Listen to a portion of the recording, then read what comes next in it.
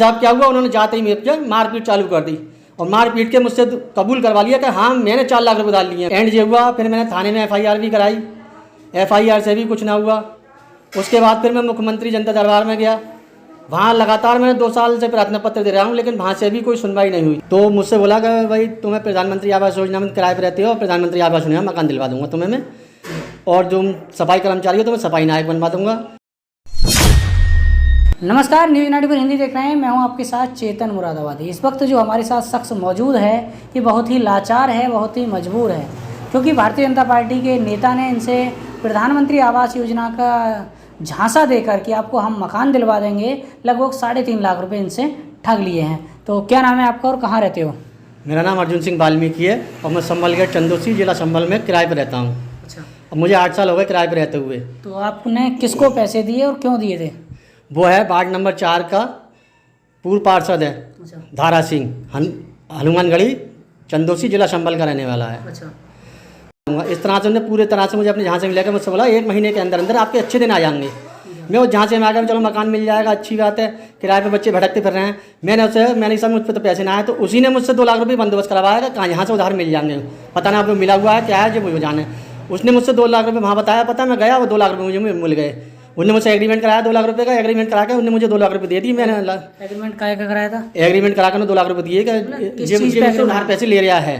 Agreement किस चीज़ का कराया था? उधार पैसे लेने के। अच्छा, तो उनने मुझे दे दी 2 लाख रुपये, मैंने लाके उसे दे दिए कि लो भाई। अच्छा, मैंने भाई साहब 1 महीने में करा दी। बोले अरे चिंता मत करो, 1 महीने के अंदर तो तुम्हारे अच्छे दिन आ जाएंगे। 1 महीना बीता, मेरे अच्छे दिन ना आए। दूसरा महीना बीता, मैंने लोगों से 2-4 शिकायत करी, भाजपा के नेताओं से कि ऐसा ऐसा बात है। तो उन्होंने मुझसे उससे कहा कि यार ये गरीब आदमी है, इसके नाम मिल जाए मकान जब तुमने इतने लालच दे दिया सर, इसके 2 लाख रुपये वापस कर दो। कि ना करा दूंगा, मैं करा दूंगा। कराते करते 2-3 महीने बीते, मैंने फिर और शिकायत करी।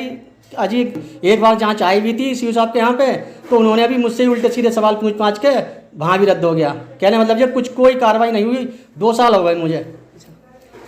अब मैं ये तो मिल गए 2 रुपये से? नहीं, तो फिर उसने क्या काम करा, जब उसे पता चली कि सबसे शिकायत करती फिर रहा है, तो उसने 2 पुलिस वाले सेट करे। पता चली कि 25,000 रुपये दे के मुझे पकड़वा के ले गया वो पुलिस चौकी में ले जाके कि चलो तुम्हारी इंसाफ करेंगे हम। इंसाफ क्या हुआ, उन्होंने जाते ही मेरे मारपीट चालू कर दी और मारपीट के मुझसे कबूल करवा लिया कि हाँ मैंने 4 लाख रुपये डाल लिए। मैं पुलिस से कहता रहा कि भैया ये आप इंसाफ के लिए बने हो, आप इंसाफ तो करो। मैं इससे ये तो पूछ लो कि जो 4 लाख रुपये दिए किसी के बिना पे हैं, जबकि मेरे इस पर 2 लाख रुपये मुझ पर गवाह जिससे मैंने उधार लेकर दिए वो गवाह है मेरे पास। और एक ठगी मेरे साथ ना करिए, इसके मोहल्ले के, इसके बिरादर के, इसके वार्ड के और बहुत अन्य लोग हैं जिनका मुझ पर वीडियो है, सबूत है, तो कबूल लें कि हाँ हमसे भी इन्हें पैसे लिए हैं प्रधानमंत्री आवास योजना में। आप कम से कम ये तो देखो सबूत। अरे कुछ नहीं, सब सबूत सही है। उन्होंने मार कर मुझसे कबूल करा लिया। अपना मोबाइल से वीडियो बनाया पुलिस वाले ने, मैं उनकी शक्ल देख कर बता दूंगा कि ये पुलिस वाले हैं। अपने मोबाइल से वीडियो बनाया और एक एग्रीमेंट लगाया कि हाँ मैं 4 लाख रुपये लिए हैं। लेकिन जब मार रही पुलिस तो मुझे कबूल करना पड़ा पुलिस के सामने। मैंने कहा चलो आज मैं कबूल कर लूँगा। सोचा मैंने कल को मैं फिर मुख्यमंत्री जी के पास पहुँच जाऊँगा। दूसरे दिन फिर मुख्यमंत्री जी के यहाँ पहुँचा मैं, तब वहाँ पर मोहसिन नजाजी जो मंत्री हैं बीजेपी के, उनसे मैंने अपनी फरियाद करी।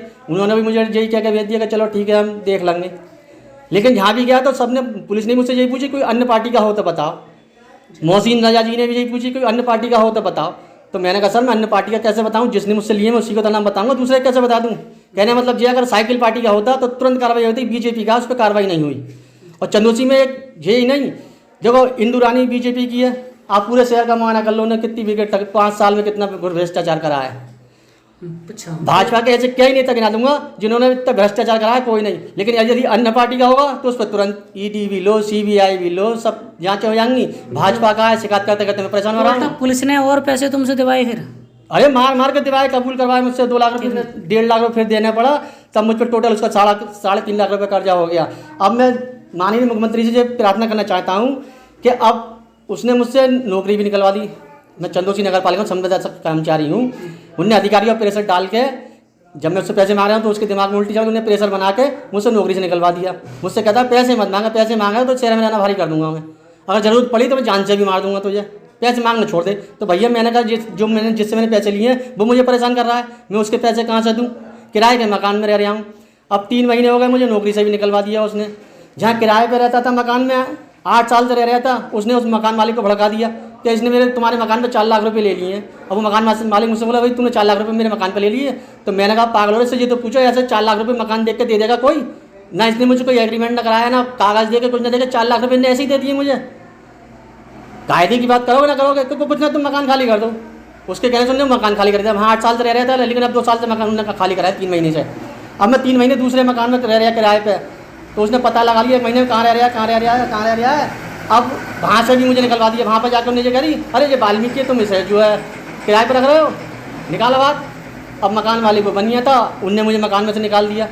उसने मेरे साथ में मारा पीटी करी। मैं थाने में उसकी भी तहरीर दी 3/10 के लिए, 3 तारीख 10वां महीना 2023। अजीब उसकी भी कोई कार्रवाई नहीं हुई, क्योंकि उसने वहाँ भी प्रेशर बना दिया कि अरे ऐसा टालो।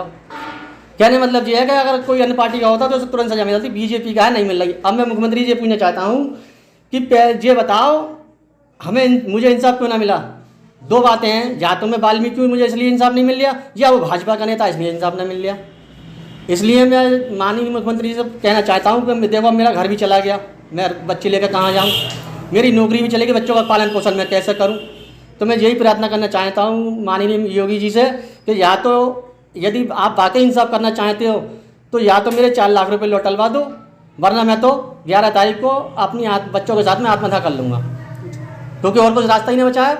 नौकरी चली गई, मकान चला गया, तो कहाँ बच्चों को लेकर रहूँ? मरना ही मरना बकाया रह गया है। अब योगी जी या तो इंसाफ करें तो मुझे पैसे लौटवा दें, या चाहें तो जेल में डलवा दें, वरना मुझे तो मरना ही मरना है।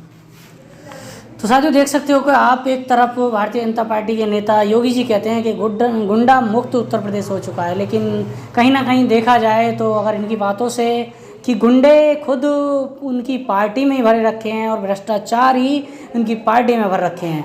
तो आपकी क्या राय है इस कमेंट बॉक्स में जरूर बताएं। वीडियो को ज़्यादा से ज़्यादा शेयर करें, और अगर आप फेसबुक पेज पर देख रहे हैं तो फेसबुक पेज को फॉलो करें, और यूट्यूब पर देख रहे हैं तो चैनल को सब्सक्राइब करें, वीडियो को लाइक करें और शेयर करना ना भूलें। मिलते हैं किसी नए अपडेट के साथ, तब तक के लिए विदा चाहते हैं।